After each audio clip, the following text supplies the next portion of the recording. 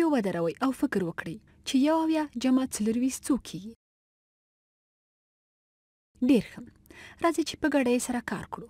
نو راځئ ووایو چې 1 خپله څه معنا؟ ښه، د 21 په ځای کې 1 لرو. راځئ لږ یې واضح کړو. دا د 21 ځای دی او موږ 1 دانه 1 لرو. نو دا 1 دلته 1 او بیا د لسیز ځای دی. نو د لسو په ځای کې 2 لرو. یعنی د لسو 2 ګروپونه. 1 2 3 4 5 6 او 2 د لسو ګروپونه. نو دا د 12 او یو معنا ورکوي. دلته دا 1 بکسونه دي. او اوس غواړو د لسو 2 نور ګروپونه هم ورزیات کړو. غواړو 2 لسیز ګروپونه ورزیات کړو. دلته یې لیدلای شئ. دا 11 12 او 24 او 24. نو دا څو کیږي؟ راځئ لومړی 21 ولیکو.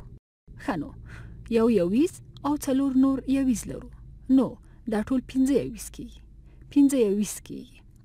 کولی شو دلته یې وشمارو. دلته دا 25 دي. 21 جمع 24 25 کیږي.